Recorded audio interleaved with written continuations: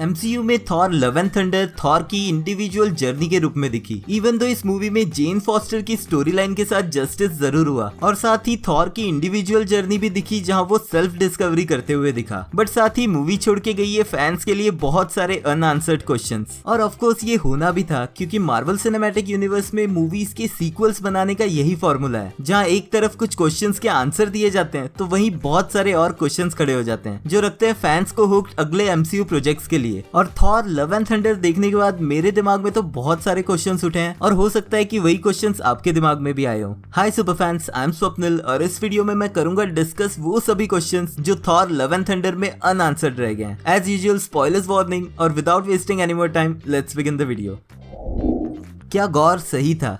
Marvel comics और Marvel cinematic universe में अब तक के बेस्ट विलन्स वही रहे हैं जो खुद को बैड गाइज के रूप में नहीं देखते और उनके एक्शंस के पीछे कोई इमोशनल पॉइंट होता है, जैसे कि ब्लैक पैंथर का villain Killmonger, Captain America Civil War का ज़ीमो और कंप्लीट इन्फिनिटी सागा सीरीज का विलन थैनोस। इन सभी का उनके एक्शंस करने के पीछे एक इमोशनल पॉइंट था और यही चीज उनकी स्टोरी को इंटरेस्टिंग बनाती है। थॉर लव एंड थंडर में मेन विलन द गॉड बचर बनने से पहले गॉर भी खुद उन्हीं गॉड्स को प्रे करता था, लेकिन उन्हीं गॉड्स ने उसके प्लेनेट के लोगों को मरने दिया और इवन गॉर के सामने ही उसकी बेटी भी मारी गई, और ऊपर से उसी के सामने उसके प्लेनेट का गॉड रापू लोगों की कुर्बानी का मजाक उड़ाते दिखा। इवन दो नेक्रोसवॉर्ड के मैनिपुलेशन की वजह से गॉर के पास वो पावर्स आई जिससे वो उस गॉड रापू को मार पाया, जो कि मेरे हिसाब से वो डिजर्व भी करता था। और इवन बाद में ओमनीपोटेंट सिटी के लीडर के रूप में जूस भी एक अड़ियल दिमाग का डरपोक गॉड ही निकला। लेकिन फिर भी एमसीयू में थॉर जैसे कुछ अच्छे गॉड्स भी एग्जिस्ट करते हैं, और अगर ये मान भी लेते हैं कि सभी गॉड्स ही बुरे थे और लास्ट में जाके इटर्निटी के आगे अगर गॉर अपनी विश मांग भी लेता तो इससे यूनिवर्स के सिर्फ सभी गॉड्स मर जाते, लेकिन गॉर के प्लेनेट की तरह बाकी प्लेनेट पे सफर कर रहे लोगों के लिए कुछ भी अच्छा नहीं होता।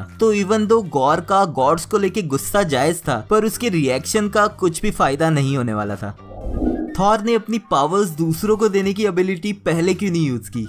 मूवी के क्लाइमैक्स में हम एक ऐसे पॉइंट पे पहुंचते हैं जहां एक तरफ थॉर को अकेले ही गॉर को रोकना होता है तो दूसरी तरफ न्यू असगार्ड के बच्चों को भी बचाना होता है। इस मोमेंट पे थॉर सभी बच्चों को अपनी पसंद का कोई भी वेपन उठाने के लिए कहता है और उनके साथ शेयर करता है अपनी थॉर की पावर्स, और सभी बच्चों को भी दे देता है थॉर की एबिलिटी, और ये सभी बच्चे उसकी हेल्प करते हैं गॉर के शैडो मॉन्स्टर्स से फाइट करने में। अब ऑफ कोर्स ये स्टोरी को तो काफी इंटरेस्टिंग बनाता है, लेकिन साथ ही ये बहुत इंपॉर्टेंट क्वेश्चन उठाता है कि ऐसी पावर्स थॉर ने एमसीयू में पिछली मूवीज में क्यों नहीं यूज की, स्पेशली वो मूवीज जहां थॉर विलन से क्लाइमैक्स में अकेले लड़ता दिखा, जैसे कि थॉर का फर्स्ट और सेकंड पार्ट, और इवन बड़ी मूवीज जैसे कि इन्फिनिटी वॉर और अवेंजर्स एंड गेम जहां थॉर ऑलमोस्ट मरने वाला था। हो सकता है कि ओडिन की डेथ की वजह से थॉर अब उस पोजीशन पे आ चुका है जहां वो ऐसे एन्चेंटमेंट खुद कास्ट कर सकता है, क्योंकि मूवी में तो ऐसा कोई मोमेंट दिखाया नहीं गया जहां पर थॉर को ये स्पेशल पावर मिली है। पर वहीं अगर इमोशनल तौर पे देखे तो अवेंजर्स एंड गेम में कैप्टन अमेरिका को और इस मूवी की इवेंट्स में जेन फॉस्टर को म्योनिर उठा के थॉर बनते देखकर, और फाइनली क्लाइमैक्स की इवेंट में बच्चों को बचाने के लिए थॉर ने अपना गॉडली ईगो साइड में रख के ये रियलाइज किया कि इस यूनिवर्स में सिर्फ एक थॉर की जरूरत नहीं है, और शायद अपना डिप्रेशन ओवरकम करके उसने ये रियलाइज कर लिया है कि उसे भी मदद की जरूरत पड़ सकती है। लेकिन फिर साथ ही में ये एक डबल एज स्वॉर्ड बन जाता है, क्योंकि जब एमसीयू के अगले प्रोजेक्ट में हम थॉर को ऐसे ही सिमिलर सिचुएशन में देखेंगे तो फैंस की यही एक्सपेक्टेशन फिर से रहेगी, और स्क्रिप्ट राइटर्स के लिए ये चीज काफी डिफिकल्टी पैदा करती हुई दिख सकती है।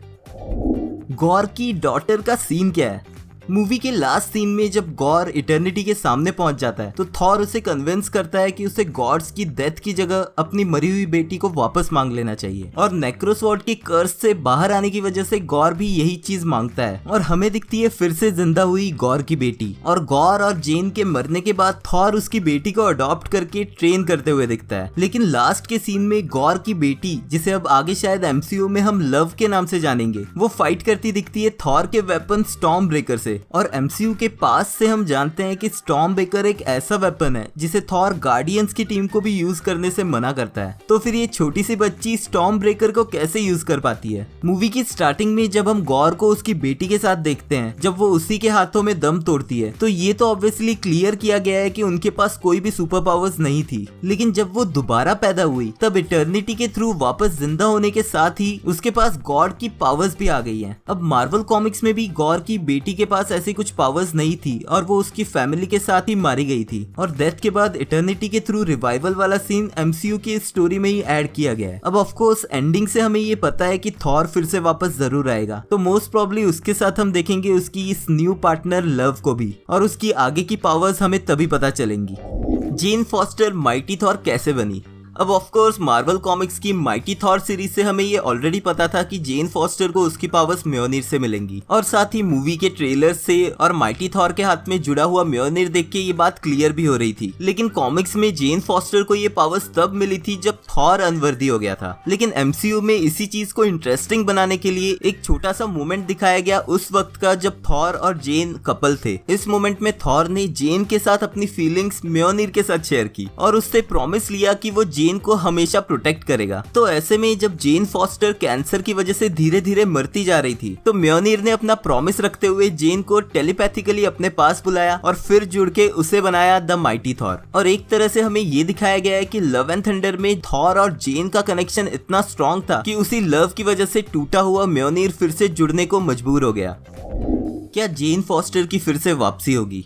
Through out the movie gen foster को द माइटी थॉर के रूप में देखने के बाद उसकी जर्नी का एंड होता है मूवी के क्लाइमैक्स में, जब वो खुद का सैक्रिफाइस करती है माइटी थॉर की पावर्स को एक लास्ट टाइम यूज करके नेक्रो स्वॉर्ड को डिस्ट्रॉय करने के लिए। लेकिन अपनी कैंसर के अगेंस्ट वाली बैटल हार के वो थॉर के हाथों में ही स्टार डस्ट में टर्न हो जाती है। लेकिन पोस्ट क्रेडिट सीन में एक सरप्राइज के रूप में हमें फिर से दिखती है जेन फॉस्टर, जो पहुंच चुकी है एमसीयू के हेवन वल्हला में, जहाँ उसे वेलकम करते हुए दिखता है हेमडाल, जो हमें ये बताता है कि जेन फॉस्टर की डेथ इस बैटल में एज अ गॉड हुई, जिस वजह से वो पहुंची है वल्हला। लेकिन साथ ही ये इस तरफ भी हिंट देता है कि जेन फॉस्टर की जर्नी एमसीयू में यही खत्म होती है। लेकिन मार्वल कॉमिक्स से हमें ये पता है कि वल्हला में थॉर भी जा चुका है, लेकिन वहां से उसने लिविंग वर्ल्ड में फिर से वापसी की थी। एमसीयू में थॉर की फैमिली के बहुत सारे ऐसे मेंबर्स हैं जो वल्हला में होने चाहिए, जैसे ओडिन, फ्रिगा, हेमडाल, द वॉरियर्स 3 और इवन परहैप्स लोकी भी। आपको क्या लगता है, क्या लोकी को वल्हला में होना चाहिए? मुझे कमेंट्स में लिख के बताना। लेकिन कॉमिक्स के इसी वल्हला से वापसी के लूप होल की वजह से ये पॉसिबिलिटी है कि फ्यूचर में जरूरत पड़ने पर द माइटी थॉर को वल्हला से वापस लाया जा सकता है, और पॉसिबली ये जेन फॉस्टर का एमसीयू में लास्ट अपीयरेंस नहीं होने वाला।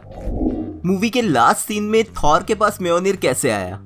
अब क्लाइमैक्स की लास्ट बैटल में नेक्रो स्वॉर्ड को डिस्ट्रॉय करने के लिए जेन फॉस्टर ने म्योनिर ही डिस्ट्रॉय कर दिया, और लास्ट सीन में लव और थंडर के रूप में हमें दिखे थॉर और गॉर की बेटी लव। और जहां गॉर की बेटी लव के हाथ में था थॉर का वेपन स्टॉर्म ब्रेकर, तो वहीं थॉर के पास फिर से वापस आ गया म्योनिर, जिसपे लव की बनाई हुई कलरफुल ड्रॉइंग्स भी दिखी। तो क्लाइमैक्स बैटल में टूटा हुआ म्योनिर फिर से जुड़ कैसे गया? लव एंड थंडर की इवेंट्स के थ्रू हमें ये दिखाया गया है कि थॉर के दोनों वेपन्स स्टॉर्म ब्रेकर और म्योनिर के खुद के इमोशंस हैं। जब थॉर जेन फॉस्टर के हाथ में म्योनिर देखता है, तो उसकी जेलसी की फीलिंग्स उसे मजबूर करती है म्योनिर को अपने पास बुलाने के लिए, और यही सेम जेलसी उसका दूसरा वेपन स्टॉर्म ब्रेकर भी फील करते हुए दिखता है। और म्योनिर तो जेन फॉस्टर को बचाने के लिए थॉर को किया हुआ प्रॉमिस फुलफिल करने के लिए खुद जुड़ भी गया था। तो मोस्ट प्रॉब्ली मूवी के एंड में जब थॉर अपना वेपन स्टॉर्म ब्रेकर लव को देता है, तो शायद म्योनिर रियलाइज करता है कि थॉर के पास कोई वेपन नहीं है और फिर से जुड़ता है उसी के लिए। या फिर सिंपल आंसर ये हो सकता है कि फाइनल बैटल में नेक्रो स्वॉर्ड को डिस्ट्रॉय करने के लिए म्योनिर डिस्ट्रॉय हुआ ही नहीं। लास्ट बट सबसे इंपॉर्टेंट क्वेश्चन, एमसीयू में थॉर और क्रिस हेम्सवर्थ का फ्यूचर क्या है? थॉर लव एंड थंडर के रूप में क्रिस हेम्सवर्थ के कैरेक्टर थॉर को मिली 4th स्टैंड अलोन मूवी, जो कि एमसीयू में एक रिकॉर्ड था। और मूवी की इवेंट्स के थ्रू क्रिस हेम्सवर्थ के थॉर को जिंदा रख के नेटली पोर्टमैन वाले new character the mighty Thor को ही मार दिया गया। और लास्ट मैसेज के थ्रू हमें ये भी पता है कि थॉर फिर से एमसीयू में वापसी करेगा। और एंड क्रेडिट से जूस के जिंदा रहने और अपने बेटे हरक्यूलिस को थॉर से बदला लेने के लिए भेजते हुए दिखा के ये भी कंफर्म किया है कि हरक्यूलिस जिस भी मूवी से एंट्री करता है उसमें थॉर हमें जरूर दिखेगा। और इवन क्रिस हेम्सवर्थ ने भी ये कंफर्म किया है कि आरडीजे और क्रिस इवेंट्स की तरह उनका मन अभी थॉर के इस कैरेक्टर से भरा नहीं है। अब एमसीयू में थॉर का नेक्स्ट प्रोजेक्ट कब आता है ये कहना काफी मुश्किल है, क्योंकि एमसीयू की फ्यूचर की सारी मूवीज दूसरे कैरेक्टर्स से रिलेटेड है। लेकिन इतना 100% कंफर्म्ड है कि जब भी एमसीयू में थॉर वापसी करेगा, तो चाहे उस मूवी में मल्टीपल थॉर क्यों ना हो, क्रिस हेम्सवर्थ वाला थॉर जरूर दिखेगा। आपके क्या थॉट्स है इस बारे में मुझे कमेंट्स में लिख के बताना। अगर आपको ये वीडियो पसंद आया तो प्लीज लाइक कर देना, क्योंकि वो एकदम फ्री है। Thank you for watching this video. मिलते हैं नेक्स्ट वीडियो में।